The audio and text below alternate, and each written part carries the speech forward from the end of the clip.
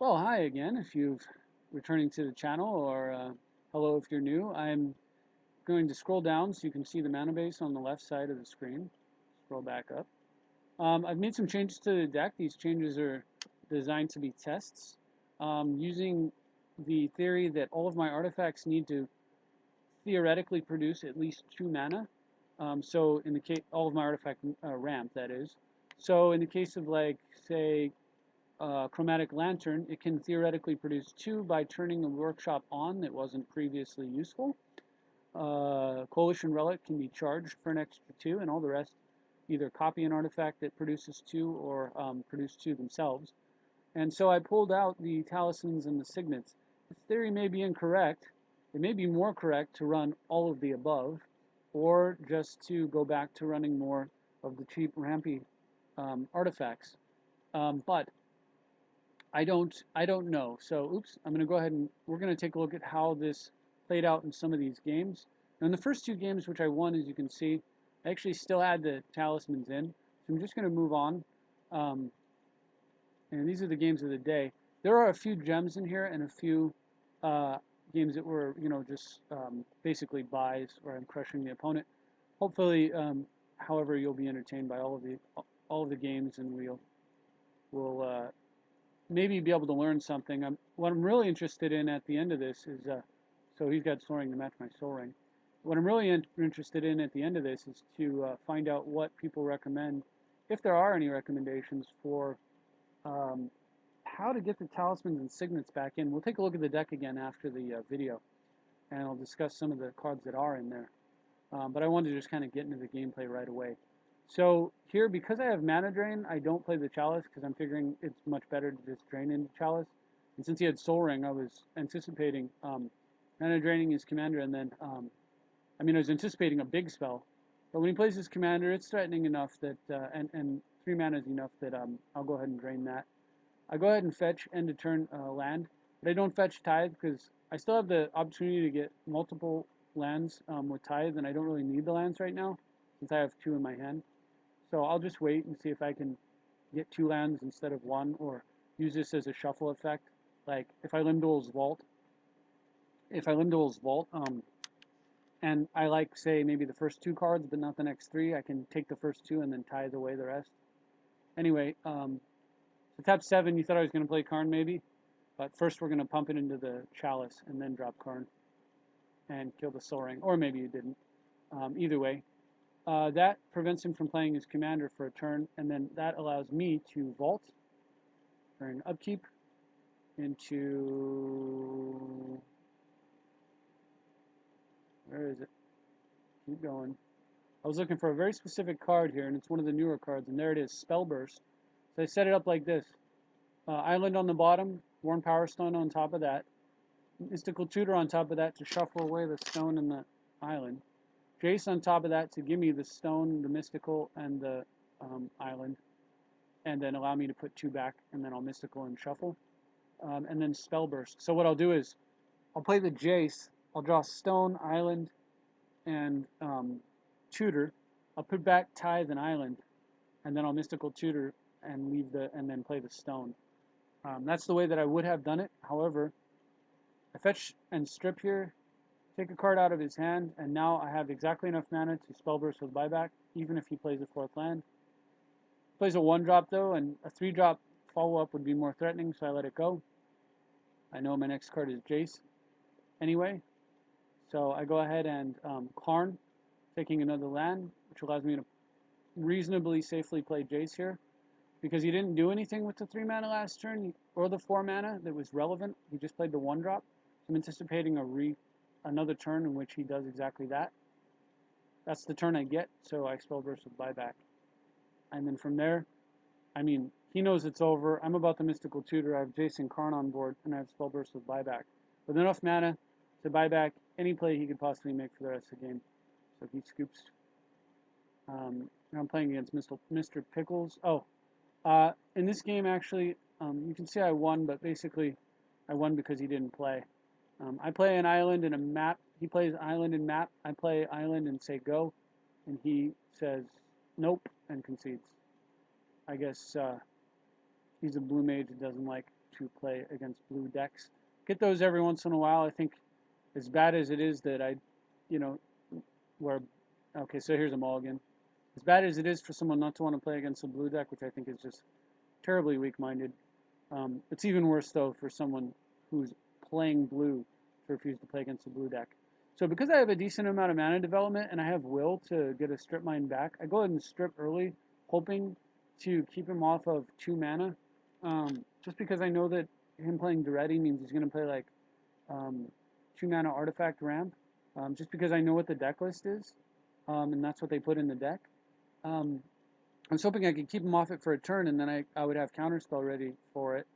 And that's actually precisely how this deck this plays out. He goes Fire Diamond, and I go ahead and just counterspell it now. And then now I'm set up for Will on Strip Mine next turn if I want to make that play. He goes for Liquid Metal Coating, which I could Spell Burst, but I let it go because it doesn't actually produce mana or do anything at all without a Duretti in play. And because he missed a land drop, it's kind of weird, but because he missed he hit his land drop, I don't will. And you'd think if he misses a land drop, then I'm willing to will for just 1 card, Strip Mine. But when he hits his land drop, then he could have, for all I know, lands in his hands for the next 4 or 5 turns, which would make a will on a Strip Mine a super waste. But now you see here, he missed his land drop. So now the will plan for Strip Mine is viable. But because I drew a mana leak and I have Spell Burst and I'm building up towards buyback, and I have another counter to go with it, 2 counters in fact, I decide that I'm not going to will for Strip Mine. I'm going to continue to just play the done go game and hope to just build up for a big Spell Burst and save will for a more powerful turn. Anyway, he draws and concedes. Now, at 7 cards in hand, then at this turn, I would have willed into Strip Mine. So you notice like my theory is like, okay, I'm going to will into Strip Mine, so I'll keep this. And then I draw a counterspell, and I'm like, okay, I'm not going to will into Strip Mine. He's hitting his land drops. And then when he misses his land drop, I'm like, okay, I am going to will into Strip Mine. But then I draw a counterspell, and I've got Spell Burst, so I'm like, okay, I won't will into Strip Mine. But then he hits 7 lands, and so now, at the end of his turn, I was like, okay, I will into Strip Mine. And the reasoning at that point is that it's potentially a Strip Mine and Disrupting Scepter, because if he doesn't hit land immediately, he's going to have to discard. If he does hit land, he's back in the same position of can't make a play, and then he could potentially draw and discard after that. So the probability is this would be like a semi-Mind Twist Strip Mine, which makes it good enough. You always got to like try to extract maximum value out of your cards, and that value changes turn by turn and play by play. So I like this game because it kind of illustrated how the thinking goes back and forth, and it has to be based on. It can't just be based on your ability to do it. It should be based on sound reasoning as to why you would or would not make the play. Okay, so now I'm playing against Thraxam here, and I've got a great hand, and it gets even better when I draw the Worn Power Stone. I go ahead and just ramp down the stone. And then second turn, I'm able to find myself a Tezzeret. So I go ahead and just Demonic Tutor into Crypt. And then go ahead and play Well of Lost Dreams. He locked out that I had the Well of Lost Dreams there. If I didn't, I was going to play Crucible. And then literally that Force Spike would have been a complete dog for the rest of the game. But saying he locked out when I have a Mana Vault and a Mana Crypt isn't saying much because he's not getting anywhere. I have Tezzeret with 1 floating. I'm able to untap, play Expedition Map. Strip Mine is untapped land, and I was about to play Crucible as well, but he just conceded, and rightfully so. Probably realizing that Tezzeret meant I could go get a Crucible and lock him out. So, here I think was an interesting game, if I recall correctly. This Savra player here. So here I've kept, and now you see I've got Calni Gem instead of Signet or Talisman. I could have played first turn Talisman, it's true, but my follow-up play would have been Chromatic Lantern and Stand on a Deprive. Instead, my play is Chromatic Lantern, no Deprive, but I'm going to get to Calni Gem next turn. Is it superior? I don't know. Would a talisman have been better there? Maybe, just for the less vulnerability. But it's power versus vulnerability. So I don't know. I certainly like having the Kelmy gem out now. Anyway, we're gonna get to see how good Packrat is or isn't in this format. As it turns out, Packrat is so powerful in the exponential growth that of damage that even in a 40 life format against a guy who's gaining life with Oloro, my opponent, you notice he didn't make a rat here for extra damage. If you're counting, that's 2 damage I didn't take. Let's add it up at the end of the game and see if it matters. And so he's got a card in hand. And he could have made a rat. So 1, 2, 3, 4. So that's 6 damage I didn't take, which could have put me down to 4. Meaning if I wasn't playing a Laurel, I'd be dead. I'd be dead on turn 6. He would have done 40 damage. That's how strong Packrat is. Everybody watching probably already knows because a lot of you play Standard. But I don't play Standard typically. So I wasn't there for the whole Packrat dominance thing. But that just shows you how utterly insane that card really is for those of us like who may have doubted it. The fact that you can get a turn 6 kill with the Packrat in a 40 life format is crazy.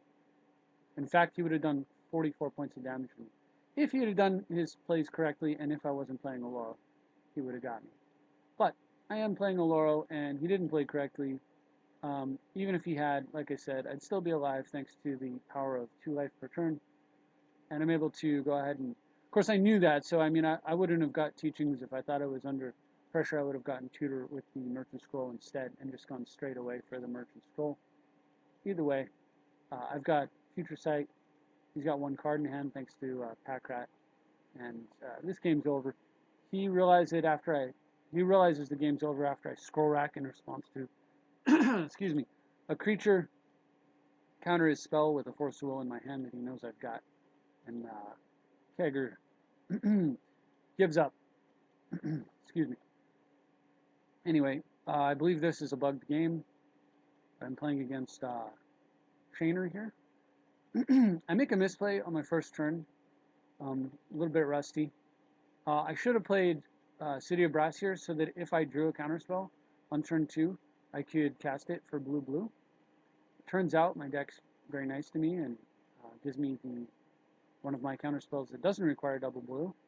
Turns out, furthermore, that my opponent doesn't have a play. So what I'm going to do is quite simple. We're going to dump truck his hand with a Mind Twist. X is 7. And this is what we got. A bunch of not really good stuff. And yeah. He's got an Unholy Grotto, though. He can recur Nameless Inversion. I guess I should keep that in mind if I draw Dark Confidant. But I would probably still make the play anyway, just because it would take a card out of his hand. And I could just counter the inversion and do that to him a couple of turns or whatever. But we're going to glitch out. Bottom line is, he holds out and he does top deck a 5th land, but when I counter his commander, then he realizes that the jig is up and he's not going to be able to put creatures into play for free. And Fresh Hoop gives up. Something about losing 7 cards early tends to do that. So here I'm playing against a guy called Patient Boy. Assume it's a guy. I have to double mulligan, and his commander is this thing. It's a 5/7 flying lifelink that can't be countered and prevents your opponent from playing spells on your turn. So it's pretty much a middle finger for blue. But here's the irony of this card. If it's very splashable, and one of the colors, white, is a color that you typically pair with blue.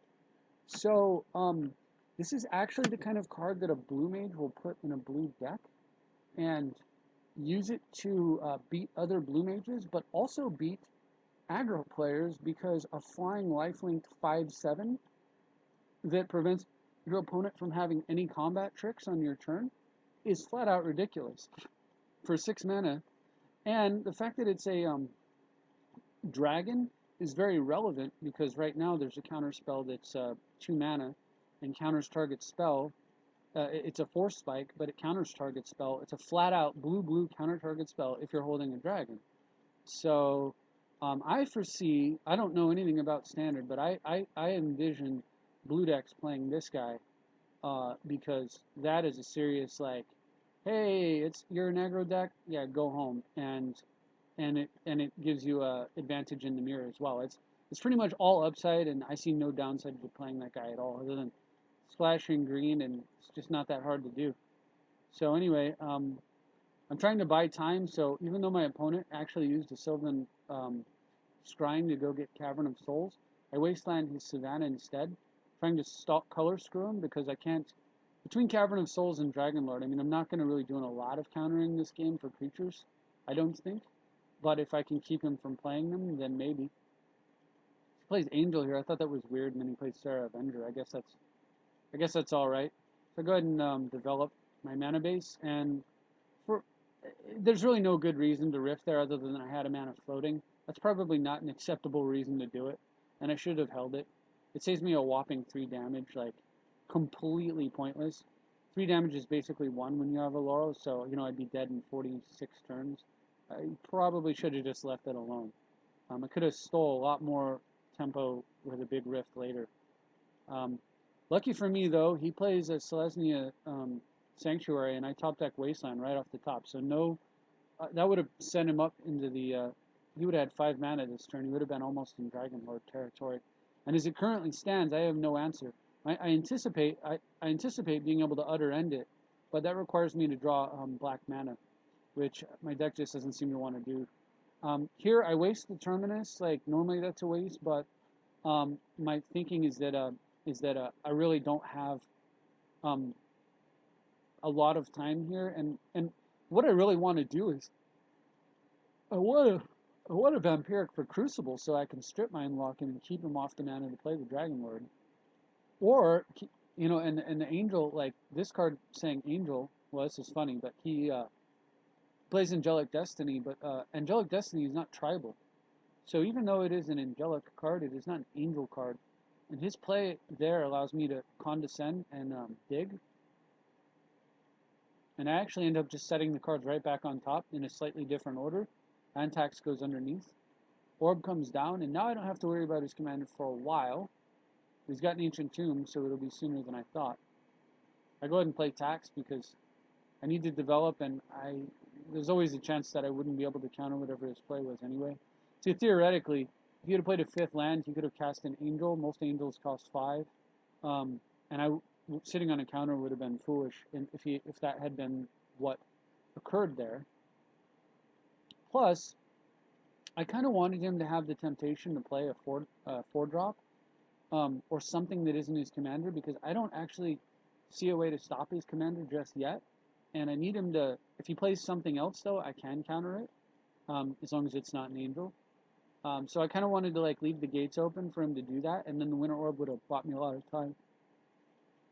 So when he untaps and he's now got 5 land here, I figure that I'm pretty much done for. He's going to play a 6 land and then play his commander. Then I'm in a world of hurt. Down comes the 6 land.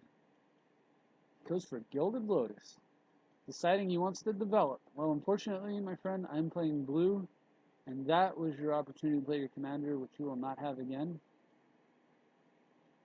I find a swamp, and from there, he hits me for a little bit of damage. It just doesn't matter. I have Vampiric end of turn, and I go ahead and go with the original plan. Down comes Crucible, strip on his tomb, and good game. He scoops. We're gonna wasteland every turn and continue. I mean, strip mine every turn. Continue to untap land, slowly build up to the point where we can either find some artifact mana, or just ultimately lock him out. He'll, you know, he could still theoretically he can untap a land and play a land to kind of like keep even with the strip mining that's going on in that situation, but realistically, not going to happen. He knows that he scoops. I'm playing against Puke Skywalker, and he's got his name's Felden of the 3rd Path. So I know, again, I'm just expecting this is just the Duretti with a different commander. It's the probably the stock Duretti deck, or maybe it's slightly modified since he's modified the commander. But a lot of times when I see Duretti, it's almost always just a stock deck. So snow-covered mountain into snow skull clamp is not anything there. Um, I misplayed slightly last turn. I actually could have went Ancient Tomb Vault Calmy Gem. I should have played first turn Gem, and then I could have Enlightened Tutored. Um, but having done that misplay, I go ahead and just stick with the plan that as I saw it, which was what you see there. Um, and I don't untap Mana Vault here because I have a couple different things that I can do here. Um, I have up to 7 mana, which means I could play Mystical Teachings, Disenchant, and Enlightened Tutor all in this turn. The question is whether or not I go for it, or if I chill out. He's got a Suspended Lotus Wound, by the way. Or whether or not I chill out on a Mystical Teachings for mana drain type of play. And he answers my question for me when he moves from his main phase to combat without playing a land. To me, that's a signal that he doesn't have a land because in his prior turns he played a land before combat. So because he doesn't have a land, I'm going to go ahead and attack his mana right now. I'm not going to wait to do my other play. And that turns out to be exactly the right play. We're in combat. He can't really do anything with it as an instant, and he knows it, and he gives up. So Alex V here. I'm going to try to hasten these games a little bit. I think this was a pretty good one, though. The last few games were really, really interesting. I think I had some risky keeps and stuff. So here's one of them. I keep this against Kresh, who does that. Anyway, he plays first turn Draga Tree Speaker and have Mental Misstep, which is so good. But then my opponent's got Bitter Blossom into Goblin War Driver and whatever. I don't know why, but the tooltip text for Battle Cry and flying and stuff, it's not coming up on my screen anymore. So I couldn't even remember what Battle Cry does. It's just they print so many keywords lately that I have to go to Google and look it up now. The tooltip text isn't popping up, and there's just too many daggum things to try to remember, honestly. But it turns out that Battle Cry just gives each other attacking creature an additional point of power. So when he turns that sideways, all of his fairies will get +1/+0 if they're also attacking, which there's no reason for him not to be. Here I stack my cards in slightly the wrong order. I did put Soul Ring on top, which is correct, but then I put a Mana Crypt on top of underneath, which was incorrect. I absolutely don't need Mana Crypt at this point. I just played 3 Soul Rings. The way that worked was I cast Soul Ring and then I copy Artifact it, and then I use that to play 1 Power Stone. So I've got a Mana Crypt, and I should have a Demonic Tutor. I should have been able to Demonic Tutor right now. Because I didn't, I'm going to take a bunch of extra damage. It's totally unnecessary, because I really want the Demonic Tutor. So I go ahead and get Winter Orb, because that's step 1 to recovering this game, is making it so he has to win with what he has on board.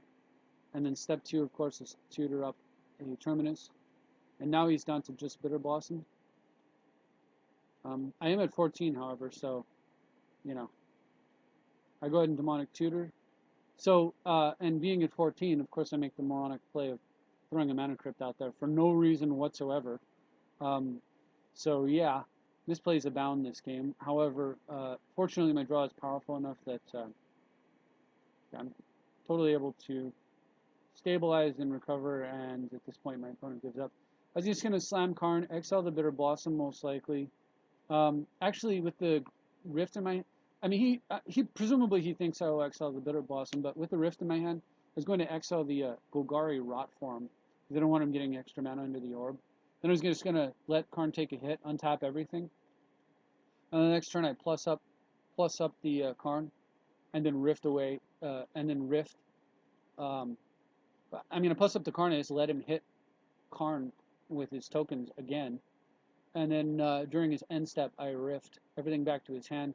And then on my turn, exile more untapped land. And from there, game's over. He doesn't let me get to that point, though, so that's just fine. So I had 2 games against Chaos Monkey, and then I'll follow up with the last game, which I believe was probably the most epic of them all. I think it was the last game that was like that.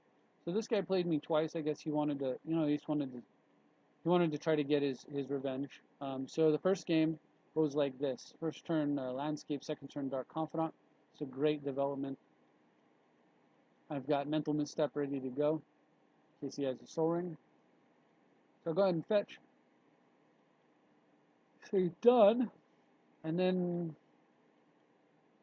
he plays a card that I feel I have to react to. Um, I think this was probably an error. I should have just sacked the landscape, but I go ahead and I figured I'll condescend, dig for 2, and then Dark Confidant is going to let me dig 2 more. So I'll just hit my land drop that way instead of sacking the landscape for 2 lands, and then who knows what my next 2 cards are, because I really want to hit a land. So I scry those 2 cards at the bottom, and 4 cards in, I still don't have land. So, oops, I guess that wasn't as great as I thought it was going to be. I throw away the card with Flashback. I'm still holding on to the idea that I may have a target for Misstep or Disenchant. And because I'm choked on mana, Misstep, I mean, at this point in the game, I might have thrown it away because it's clear he doesn't have a 1 mana drop. He's down to top decking if he has one, um, but cheap counters when you're hurt on mana, throwing them away feels like a mistake. So he plays Solemn, and I could have countered it there, but now I'm going to do the landscape thing because I'm going to use his Solemn for my advantage and fetch yet another land. So I didn't mind seeing the Solemn at all. Now, I could have played Coalition Relic and then played Copy Artifact and completely tapped out, but I figure I've got Confidant running and I've got Future Sight in hand. I don't really have to cast Fact or Fiction to win this game, so I can go ahead and safely throw it away and just chill out under the safety umbrella of a counterspell. He plays Grave Pact, so when his creature dies, I gotta sack a creature. Well, I've got a Solemn to sack for his first one. Secondly, I have no intention of killing his creatures. And thirdly, even if I lose both my creatures, they've done their work pretty much, and I can move on to Future Sight. So I'm just not going to care about that. And he plays Birthing Pod. I could certainly counter that, and normally would, but I have Disenchant in hand, so we'll take care of that now. There's a land. Oh, and game over. So, Coalition Relic, Winter Orb, and I've got Deprive ready to go. Mental Misstep if he does happen to try to Soul Ring his way out from under this Winter Orb prison. Not going to happen. Opponent doesn't wait to find out. He just scoops it up, and he's right too. And then he jumps right back into another game with me, which makes perfect sense. I would have also done the same thing if I were him. Just can that game and move on and try to beat me in the next one. So here he's playing Carador again. No change. So let's see how this goes. So luckily I have another Mental Misstep Disenchant, so my deck's like really like, hey, you're not going to lose the Soul Ring. That's great. But for some reason I had my own Mental Misstep. I thought Imperial Seal was Empiric. So I don't seal right there. Which, I mean, it's fine because I can hang out on a Memory Lapse and I can seal next turn from a position of safety. But I might have really like rather sealed for a Crypt last turn and then played Jace this turn. Well, anyway, I didn't, but that's the play I make now. So he goes for Wood Elves. I'm just trying to stall him out. I'm going to play Lapse. And I guess because I tutored, he just scoops. But, I mean, I actually did not get Crypt this time. I got Soul Ring because of the way the mana works out. So I expected him to scoop on my turn when I played Soul Ring, Jace, Bounce Your Guy. But I'll take it. And that's game over from Chaos Monkey. And lastly, we have this game against Kager, which I think was the best game of the night. And I think this was the game that kind of really prompted me to want to make a video today. And this was the second game as well. Another player who wanted to try challenging me again and see if he could get his win. So he's playing Savra again. And I've got a very, very risky keep here. It's got Force of Will, so it's safe. And I've got the potential to draw a land and then copy, like, I've got Chalice for mana, Condescend to Dig, copy if he's got a Soul Ring. I've got plenty of targets, or, like, things to use with Force of Will. And I even have a later, like, if I develop, I can just win the game with Mind Twist. So for all those reasons, I decided I'm going to just take the risky keep as opposed to the more safe and reasonable mulligan that probably would have been a much easier way to win the game. So I missed the first land drop. And that's the other thing, I had time. Now, again, here, if I'd have been going first, I would see one card sooner than him, so I'd have one more chance to not have to discard, like, to be able to get Condescend up. So it is unfortunate going second, but he doesn't even have a play. So last turn I wasn't able to force a will, so that means that this turn, instead of throwing away a card to make a counter, I have to throw away a card for nothing. So what do you throw away here? So if I throw away Mind Twist, that's kind of like how I, I want to recover my mana base and then Mind Twist to recover the card advantage. So I figure I'm going to keep Twist. Condescend I got to keep to dig for mana. Metamorph has the potential to be mana, but it also can be, it can also do stuff like, say he plays, I don't know, like a mana creature, and my next card is Workshop or something. I could copy his creature and use it, and then go get extra mana that way. So Metamorph's just too flexible. I'm clearly not throwing away Force of Will. So we've narrowed it down. It's either Remand, Forbid, or Chalice. I figure Remand is like Condescend. It's cheap and it digs, and I don't want to throw that away. So now it's either Forbid or Chalice. And Chalice is mana, and that's what I need. So it should be Chalice, right? No, I throw away Mind Twist. Because even though that's a card to recover card advantage, he could very well have no cards in hand by the time I could ever play it. Or he could have like a scary board and I just don't have time. So I figured that's what I want to do. This way I get to keep all of my defensive spells. And Forbid is actually my best Force of Will target. So I can Forbid with the Force and I keep all the stuff that I'm going to use to develop later. He plays Farhaven Elf, and as much as I might like to Forbid Force of Will that card and not have to discard next turn, I decided not to. What I should have done is condescended it for 0 and used that like a sort of fake Force of Will as far as going down a card but going up in card quality. I didn't know, so now I'm going to have to just discard a card for no good reason at all, and I throw away Chalice because Chalice on 1's okay, but now that I have Trinket Mage in my hand, I'm really hoping to just hit a land and use Remand and Condescend to hit that next land. Then I want a Trinket Mage and copy it and copy the card again. So I throw away a non-blue card because it makes Force of Will, it's just the way that I see this hand developing. So he plays this guy. So I had to look up Exploit. Again, I don't know what these freaking things do, and I don't know why the tooltips aren't coming up, but turns out it lets him sacrifice a creature when it comes into play, and then that's what Exploit is. So if he does that, he gets the Demonic Tutor. So 4/6 with Demonic Tutor that makes his Farhaven Elf useful. I have to say no to that one. And as discussed, I just exile the Forbid because I'm going to dump my hand if I can. Forbid is going to be really hard to play, and you got to exile something. So still no lands. My opponent cycles a Crozum Tusker, and then transmutes a Dimer House card for Mortal Kombat. So if he has 20 creatures in his graveyard, he's not even slightly close.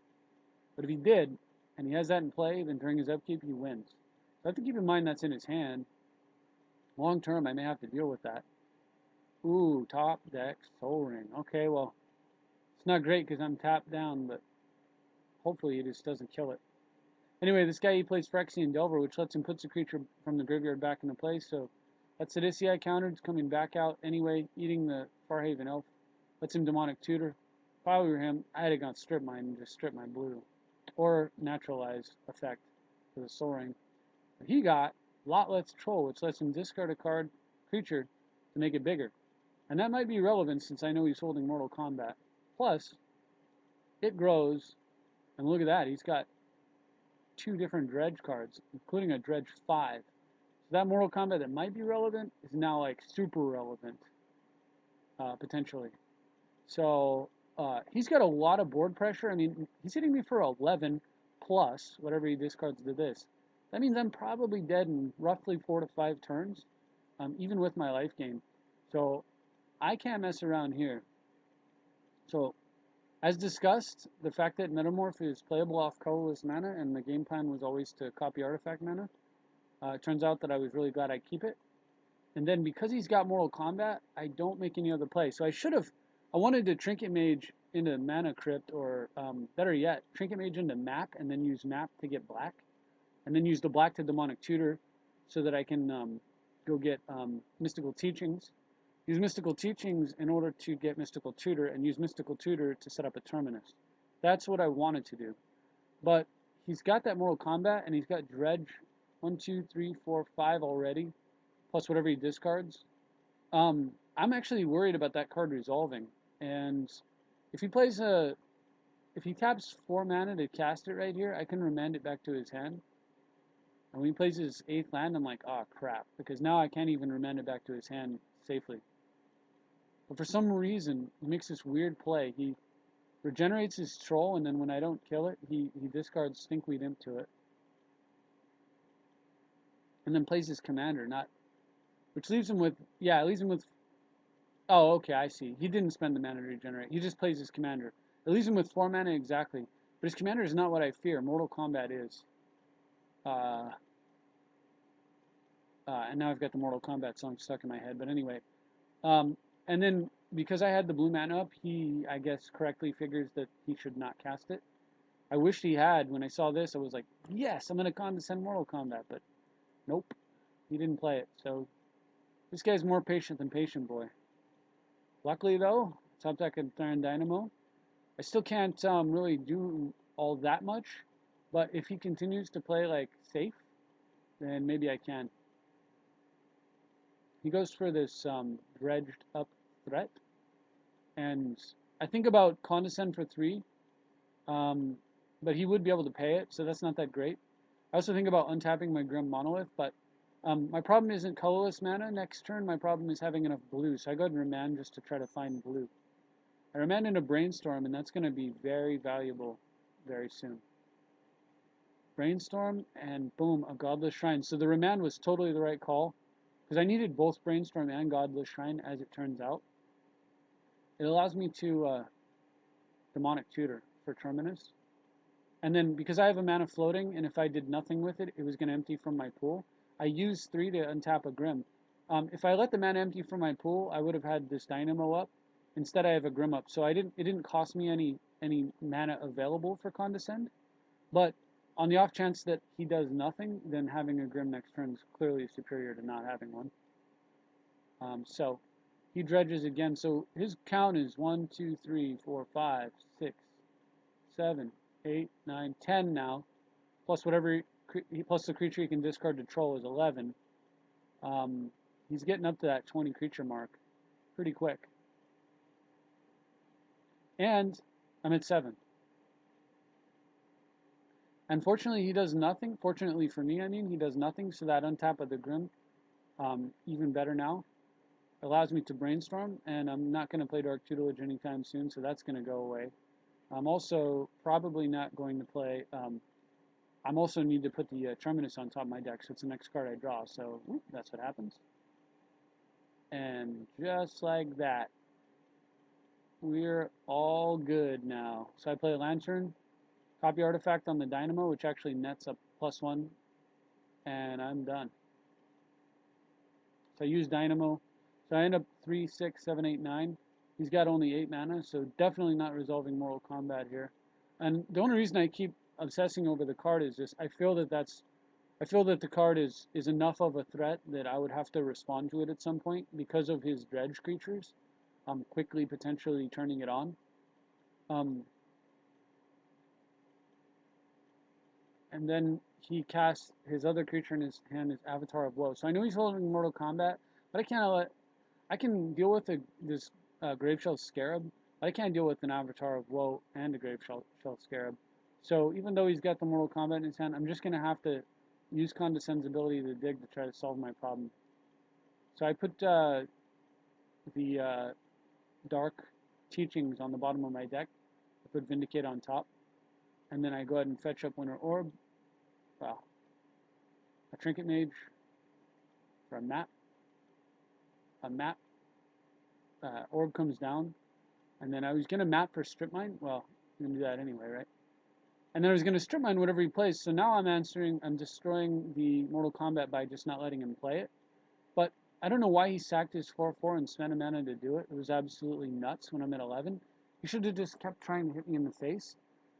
As you know, because of the Vindicate in my hand, it wouldn't have worked out, and the Oloro would have also stopped it.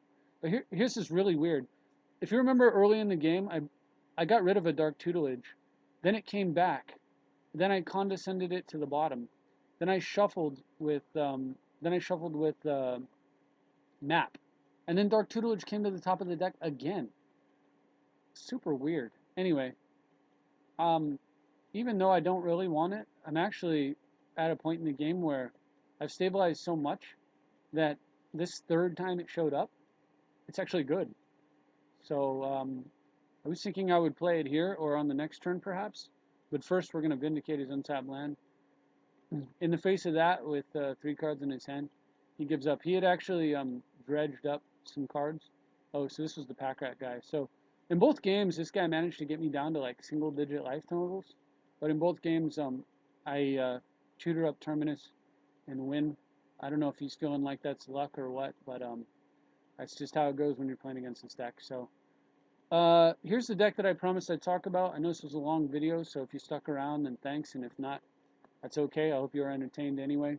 Um, what it's missing are the 2 talismans and the 2 signets, like I mentioned earlier. What it has in here currently is Swan Song, Mental Misstep, Repeal, Spellburst, Condescend, County Gem is in here, Sculpting Steel is in here. All those cards are flex slots.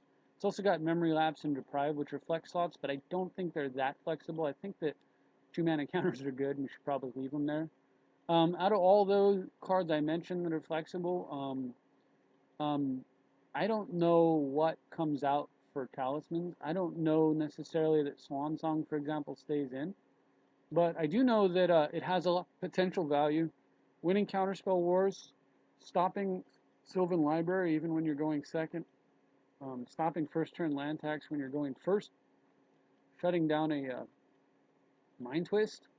Um, there's a couple of, there's a lot of interesting uses of the card. So I'll leave it alone for now. There's also really weird like cases where you can like, I mean, this probably won't ever happen, but say they have a Jace at 2, and you end a turn, you cast Utter End, and they somehow have a counter spell for it. You could counter their counter with your Swan Song, or you can counter your Utter End with your Swan Song, and then attack their commander or their Planeswalker and kill it in that case, and have a creature instead of them. So there's weird little situations like that, or maybe you impulse at the end of their turn, or you factor fiction at the end of their turn, and they counter it, and you decide that giving them a creature when resolving fact is less good than getting a creature for yourself. It has a few weird tricks like that. Anyway, that's it for this very long video. Thank you for watching. I do look forward to suggestions on how to put in talismans and signets, or even whether or not I necessarily should. And thank you for watching. We'll see you next time.